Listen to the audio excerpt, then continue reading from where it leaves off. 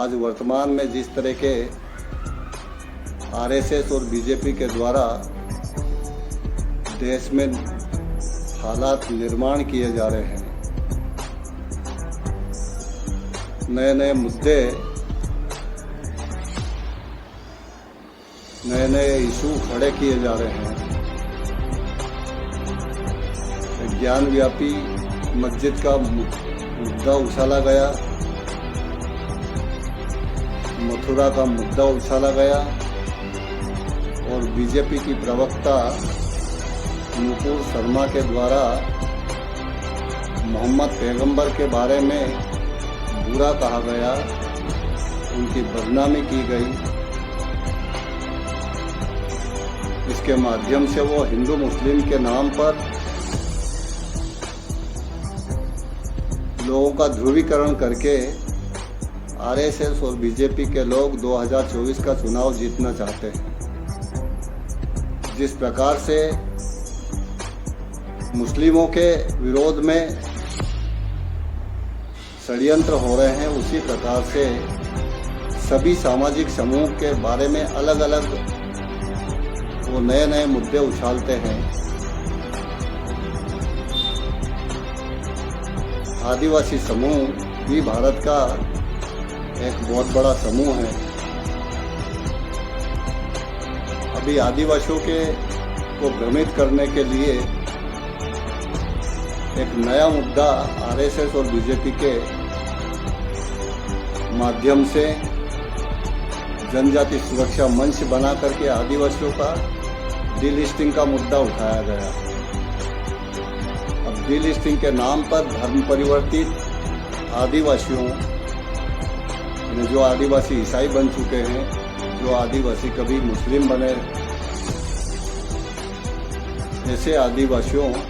के विरोध में कि इनको अनुसूचित जनजाति की सूची से बाहर किया जाए, यह मुद्दा खड़ा किया जा रहा है। जबकि आदिवासियों को जो संवैधानिक अधिकार मिले हैं वो धर्म के नाम पर नहीं मिले हैं। आदिवासियों की कला, सभ्यता, संस्कृति, परंपराएं, प्रथाएं और यहाँ तक कि वो उनका धर्म ही अलग है, उनके देवी देवता अलग है, इसलिए उनको अलग से पहचान और अलग से संवैधानिक अधिकार मिले हैं। उसके बाद भी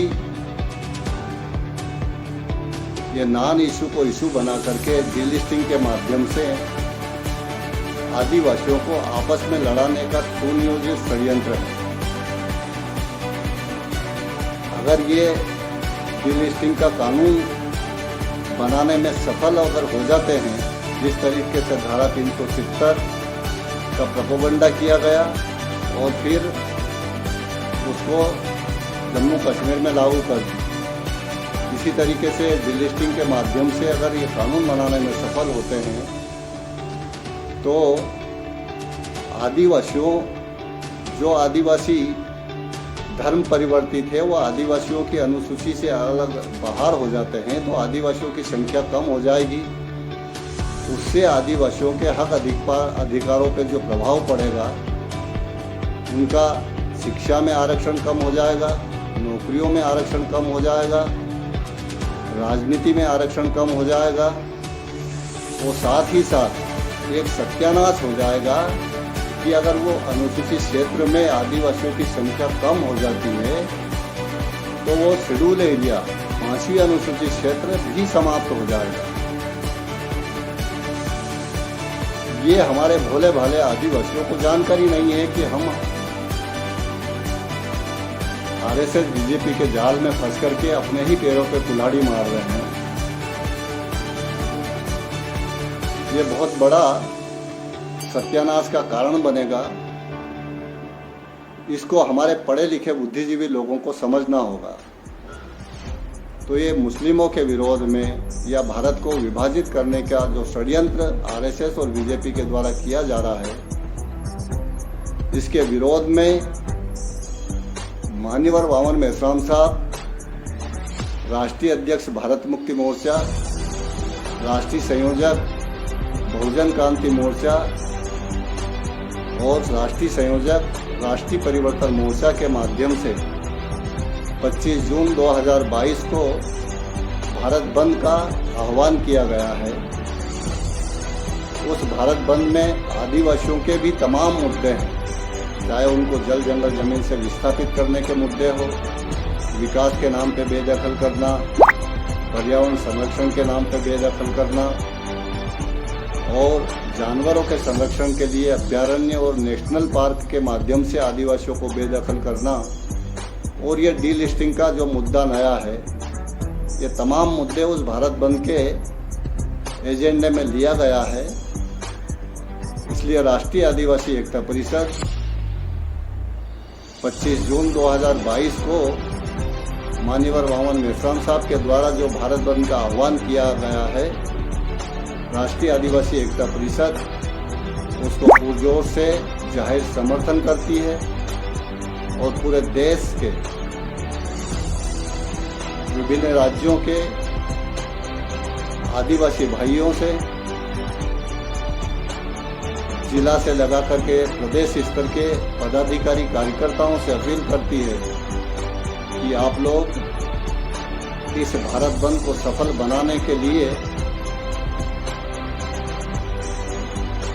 हर संभव प्रयास करें, तन मन धन से साथ सहयोग करें और बंद तभी सफल होगा जब हम गांवों में जाकर के आदिवासियों की जगह जगह मीटिंगें लगाएं और उनको इन षड्यंत्रों के बारे में बताएं कि किस तरीके से आप लोगों को भ्रमित किया जा रहा है और अपने जाल में फंसाया जा रहा है। आप लोग इनके जाल में फंसने से बचें और ये लड़ाई सिर्फ अकेले अकेले कोई लड़ नहीं सकता है, ना जीत सकता है। ये लड़ाई SC, ST, OBC और समस्त धार्मिक अल्पसंख्यक लोगों को मिलजुल करके लड़ाई लड़ना होगी, तभी जाकर के हम ये संविधान बचा सकते हैं। तो आप लोग इस भारत बंद को सफल बनाने के लिए प्रचार प्रसार करें,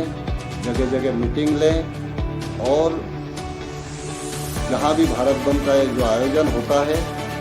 जिस तरीके से वहाँ के जो काउंसिल को तमाम प्रकार के उनके सहायक संगठन हैं, जो गैर राज्य कर्मचारियों के संगठन हैं, उनके साथ में मिलजुल करके इस भारत बंद को आप सफल करें। इस मौके पर मैं ये अपील करता हूँ आप लोगों से, क्योंकि सबसे ज़्यादा खतरा, सबसे ज़्यादा टारगेट आरएसएस और बीजेपी के लोगों ने आदिवासियों को कर रखा है। इस षड्यंत्र को समझना होगा और इसका पर्दाफाश करना होगा। जय जोहार, जय मूल निवासी,